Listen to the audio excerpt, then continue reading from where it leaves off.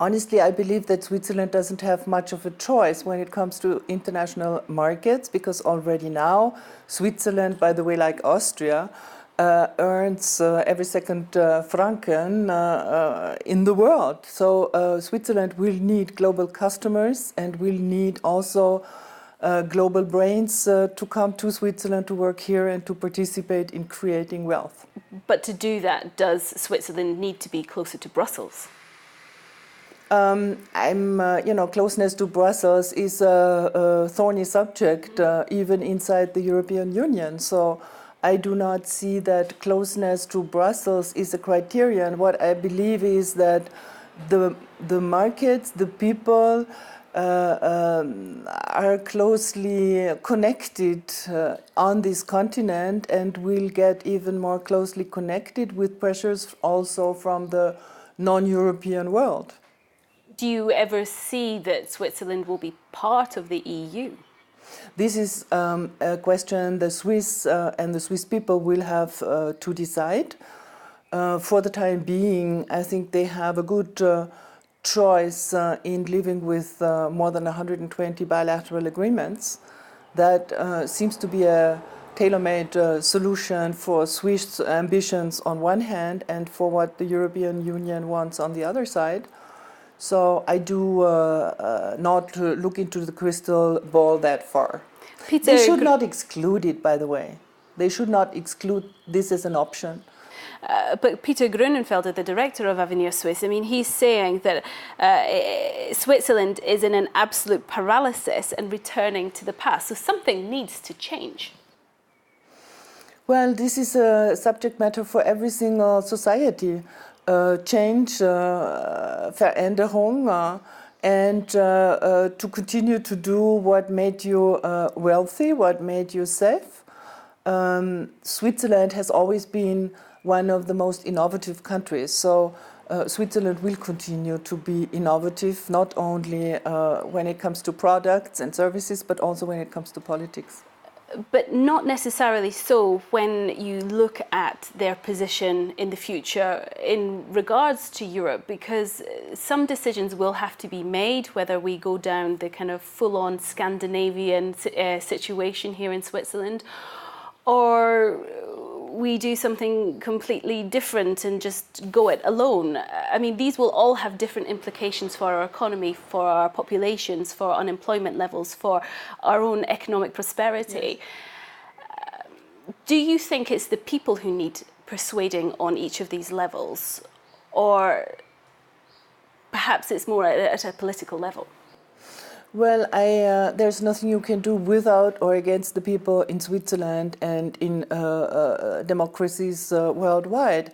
So what I think is important is to engage in a dialogue, to engage in a conversation that does not shy away from asking questions.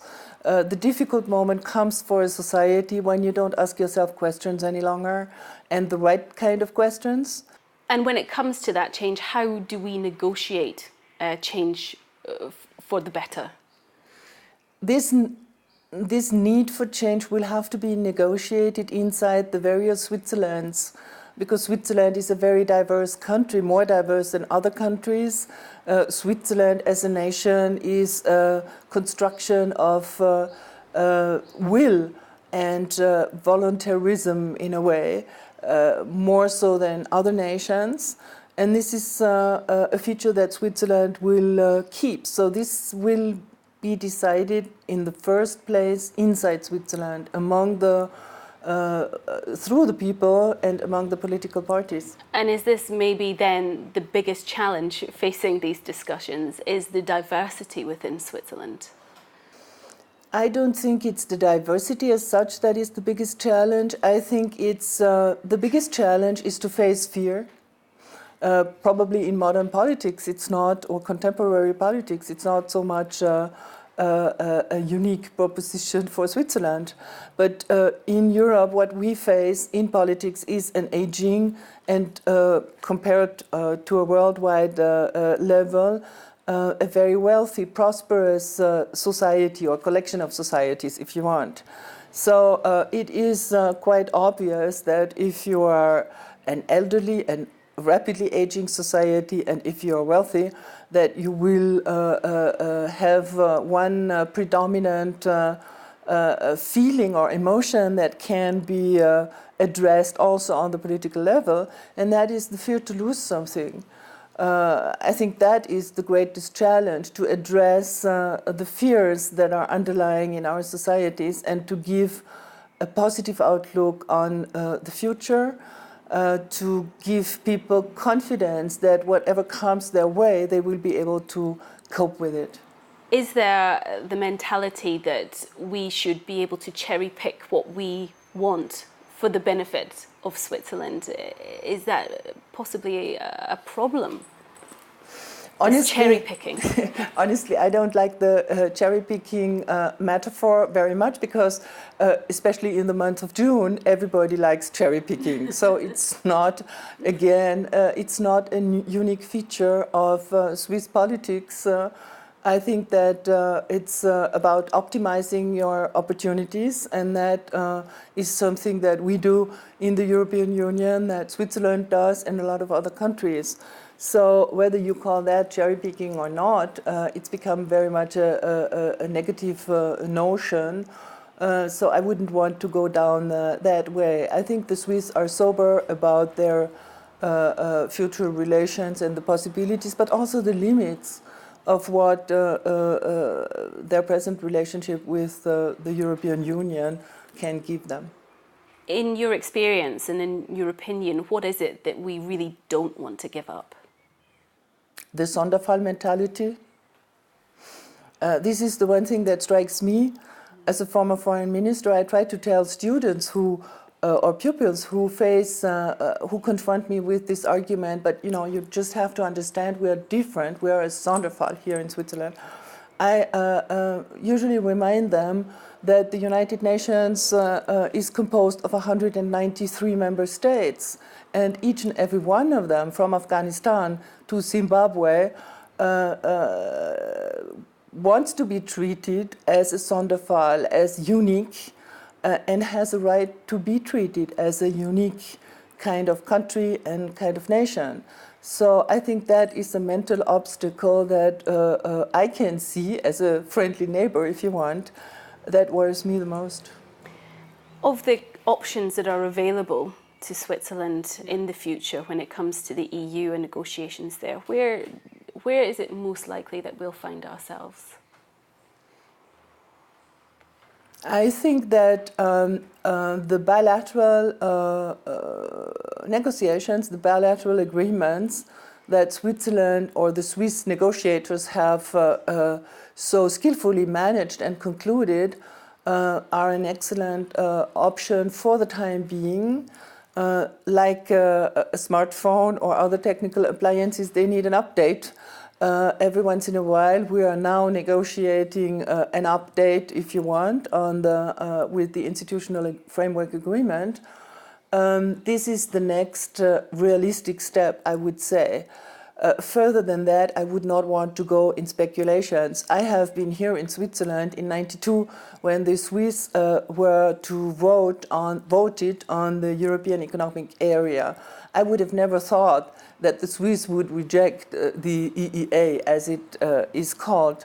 And of course, the Swiss could have decided in a different way. The margin was very small. So it's not an absolute truth now. It's not the end of the road yet. There will be new developments, and Switzerland will also, given the context of international politics, have to take decisions as they go along. Do you think that vote back in 1992 really shaped the Switzerland of today?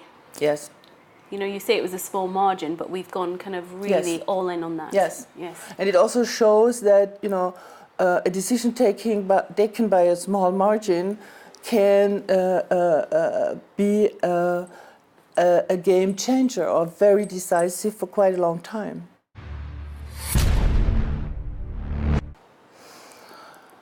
The Swiss franc is 167 years old, if this is right. So it's a senior currency, and it's of course difficult to imagine for the Swiss to give up a Swiss franc. On the other hand, The euro now is 16 years old, so it's a young currency and a tested currency. And I have lived, as I'm an elderly citizen, I have lived the time of the Berlin Wall coming down and the time when we negotiated the euro. And I can tell you, it was practically, if you had asked the same question, can you imagine Germany without the Deutschmark? Probably most of the people would have been shocked by the question as such. And still, a few years later, it actually happened.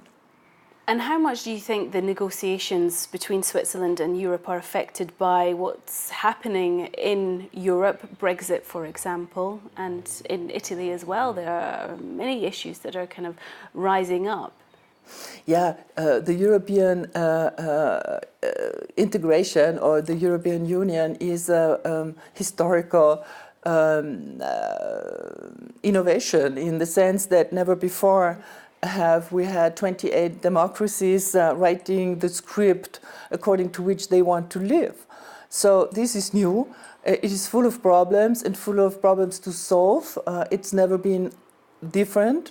We've always been running from one corner to the other, dealing with problems. I do believe, though, that Brexit had a wake-up call function.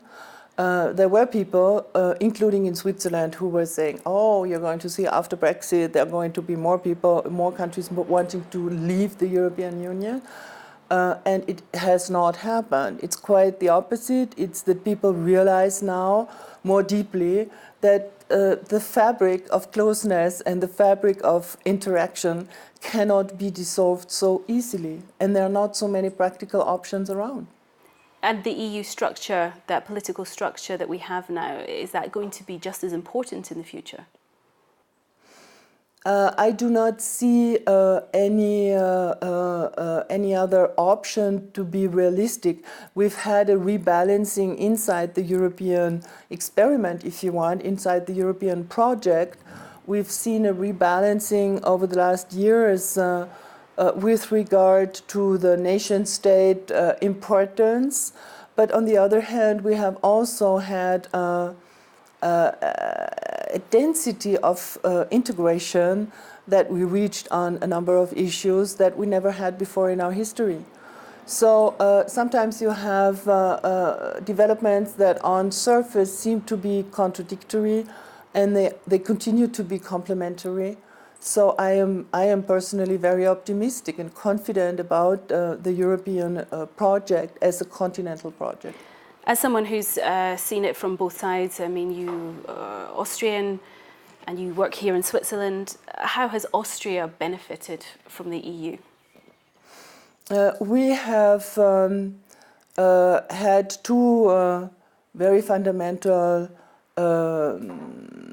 historical events happening practically at the same time, which was our request to join the European Union in '89 and the fall of the Berlin Wall, the end of communism on our continent, if you want. So these two events have shaped our present state of mind, if you want, and also our political landscape. We have moved as Austrians from the periphery of free Europe, if you want, to the very heart of it. With all the benefits that come with this on the economic side, Austria has greatly benefited from enlargement. Austria, not only big Austrian companies, but also the Austrian medium and smaller sized companies. There has been a new dynamic that developed, especially in the eastern part of Austria and in Vienna, and you can see it and you can feel it if you go there. We also had to throw overboard a number of entrenched bad habits, as I would call them, on the economic side. We had all kinds of monopolies, we had all kinds of Sonderregelungen that we believed to be holy cows, and once we had slaughtered them, we realized that after all the cow was not so holy and the cow gave good meat. So the experience has been a positive one for Austria overall. Overall, of course, we've had a 2/3 majority in the referendum to join the European Union. So we had 1/3 of the population who did not want this. You're not going to have 100% tell you this is the greatest thing ever. Even those who are very pro-European will find things to complain about or to improve on the European level, or things that we are impatient that didn't happen yet. But is that the overall percentage experience was good. Is that percentage growing? Do more people want out of Europe? No, this is an amazing thing, and I was always amazed about it. If you look at serious opinion polls asking the same question over time, you can state that practically, with very few deviations, but practically the public opinion with regard to European integration and Austrian participating in it has not changed over time, not much. A little bit every once in a while, when we had the sanctions in 2000 because we formed a government that others did not like so much, then a sort of agreement with the European Union went down a bit. It goes up when things go well in the European Union. It tends to go a little bit down when it's not so nice. How do politics in Austria affect Europe and Switzerland? Well, I do think that for the Swiss, Austria happens to be the closest relative inside the European Union. It's logical because it's a matter of size. We are both neutral countries, we are federal countries, we are lovers of the subsidiarity principle, and this is also one of the main issues we want to push during our EU presidency during the next 6 months. So I think Switzerland has a good partner and reliable partner in Austria inside the European Union. I think that we bring to the European Union, if you want, a good understanding of the eastern and southeastern dimension of European politics and economics. I think that we see ourselves in a way as a bridge builder. And that is a function much needed inside the European construction right now. And is that the relationship that you have with Switzerland, really? Are you the bridge to Europe? I wouldn't call Austria, I was more thinking about Eastern and Southeastern Europe. I was thinking about one of our priorities for the presidency also, and that is the Western Balkan and their closer integration into the European experience. With regard to Switzerland, it's all, for the time being, 28 who will have to take their stance on Switzerland and on the negotiations that are ongoing right now. But of course, it's logical that the neighbors, all neighbors, not only Austria, Austria is one of the smaller ones, will have a word to say inside the European Union. They will be listened to. And when it comes to Switzerland and Austrian relations, what are the challenges that you're facing? The challenges are probably that the major challenge is probably that this very close relationship is so unspectacular because we don't have a major fight and because I'm worried that we might lose a bit interest for each other. There is no cloud on our sky, but this tends to be the routine status thing of an tested marriage in a way. So how to give this a bit more visibility, make people aware that it's not self-evident and it's not self-governed. It has to be cultivated, it has to be supported. And is that your job now? Is that your role here? I think it's part of what I'm trying to do with my team. Tell me about your own thoughts for the future. We're talking about 2030. Where do you hope to be personally? Personally? Not physically, but what are your hopes and dreams for 2030? Okay, I'm going to be in retirement. That's number one fact. Number two, where do I want to be? I want to see a more confident and more united Europe. Because I think this is what we need. We need it on the global scale. We are not alone on this planet, and we will have to fight for keeping our European way of life our European way of having our economy, of balancing our interests. This is a highly ambitious project, and it is a project that has a lot of controversy against it. And I would be very happy to see that this project grows, develops well, and that our young people have more confidence than what I see today. I find it interesting that I almost surprised you by asking you about your own personal hopes and dreams for 2030. And I guess that many people don't think about where they want to be, let alone where they want their country to be. And I think that's part of what is trying to be achieved by opening this discussion. Yeah.